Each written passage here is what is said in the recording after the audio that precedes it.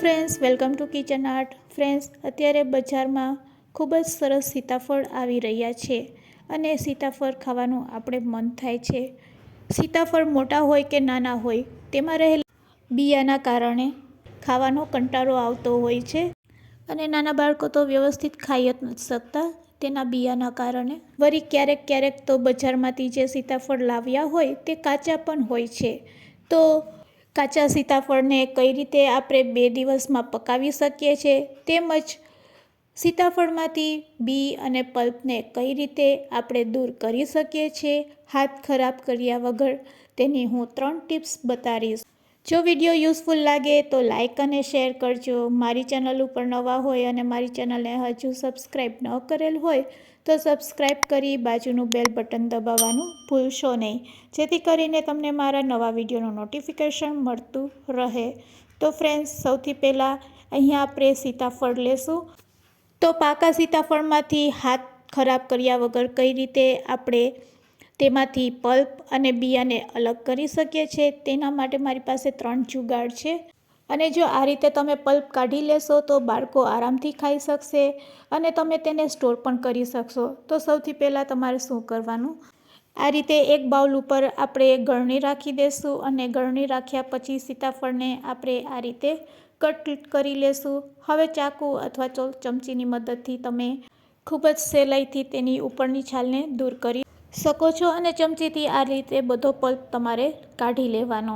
તો અહીંયા આપણે છાલને દૂર કરી લીધી છે. હવે પલ્પ અને બિયાને દૂર કરવા માટે આપણે આ રીતે ચમચીથી તેને હલાવીશું, એટલે આરામથી બિયા છે તે અલગ થઈ જાય છે. તો ફ્રેન્ડ્સ, તમે જોઈ શકો છો ખૂબ જ સહેલી રીત, હાથ ખરાબ કર્યા વગર આ રીતે બિયા અને તેના પલ્પને આપણે અલગ કરી શકીએ છીએ. અને પછી આ રીતે જો તમે નાના બાળકોને આપશો તો નાના બાળકો આરામથી સીતાફળ ખાઈ શકે છે. તો ફ્રેન્ડ્સ, અહીંયા આપણે બિયાને અલગ કરી દઈશું અને પલ્પને આપણે બાઉલમાં કાઢી લેશું. તો ફ્રેન્ડ્સ છે ને, ખૂબ જ સહેલી રીત સીતાફળનો પલ્પ કાઢવાનો અને તેના બિયાને દૂર કરવાનો. તો ચાલો હવે આપણે બીજી રીત પણ જાણી લેશું.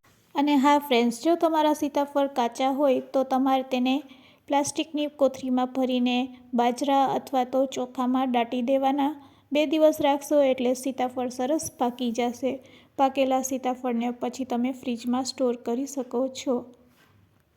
તો ચાલો પલ્પ કાઢવાની બીજી રીત પણ જાણી લઈએ. તેના માટે આપણે મિક્સર જાર લેશું અને મિક્સર જારમાં તે જ રીતે આપણે ચમચીની મદદથી સીતાફળને મિક્સર જારમાં એડ કરી દઈશું, જેથી કરીને સીતાફળની છાલને આપણે દૂર કરી શકીએ અને બધો પલ્પ આપણે જે છાલમાં ચોટેલો હોય તે પણ આપણે સહેલાઈથી તેમાં લઈ શકીએ. તો મિક્સર જારમાં પણ ખૂબ જ સહેલાઈથી પલ્પ અને બિયાને અલગ કરી શકાય છે. તો તેના માટે તમારે શું કરવાનું છે, બસ મિક્સર જારને આપણે પલ્સ મોડ ઉપર ચાલુ બંધ એક જ વાર કરશું એટલે પલ્પમાંથી બિયા છે તે અલગ થઈ જશે. તો આ રીતે તમે સીતાફળનો પલ્પ કાઢી શકો છો.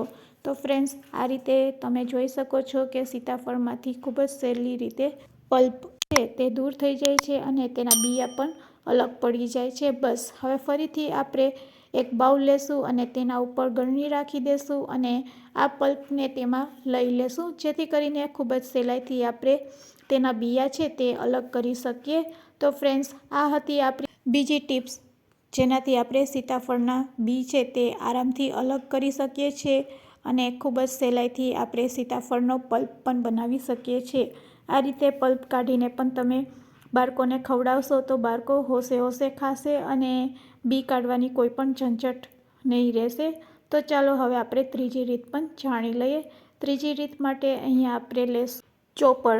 જો તમારી પાસે ચોપર હોય તો ચોપરમાં પણ ખૂબ જ સહેલાઈથી સીતાફળના પલ્પમાંથી બિયા છે તે કાઢી શકાય છે. તો તે જ રીતે અહીંયા આપણે ચાકુ અથવા તો ચમચીની મદદથી પહેલાં સીતાફળની છાલને આપણે દૂર કરી લેશું અને આ રીતે ચોપરને આપણે ચલાવીશું, એટલે 1 જ મિનિટમાં ચોપરની મદદથી આપણે પલ્પ અને બિયાને અલગ કરી શકીએ છીએ. તો ફ્રેન્ડ્સ, આ રીતે ગમે તેટલા સીતાફળ કેમ ના હોય, તેનો પલ્પ અને બિયાને દૂર કરી શકાય છે. તો ફ્રેન્ડ્સ, આ 3 રીતમાંથી તમને કઈ રીત સહેલી લાગી છે તે મને કમેન્ટ્સમાં જરૂરથી કહેજો.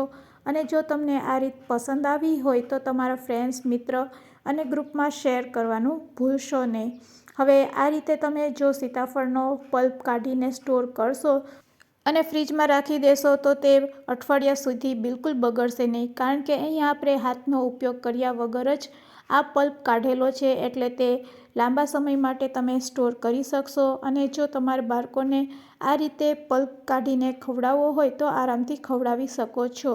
તો ફ્રેન્ડ્સ, કિલો હોય કે 2 કિલો હોય, આરામથી આ રીતે તમે સીતાફળનો પલ્પ છે તે હાથ ખરાબ કર્યા વગર કાઢી શકો છો અને સ્ટોર પણ કરી શકો છો. સીતાફળને પકાવવા હોય તો પકાવવાની પણ 2 સરસ રીત છે, તે મેં તમને બતાવેલી છે. તો તે રીતે તમે સીતાફળને પકાવી પણ શકો છો. જો વિડીયો તમને યુઝફુલ લાગ્યો હોય તો લાઈક અને શેર કરવાનું ભૂલશો નહીં. Thanks for watching.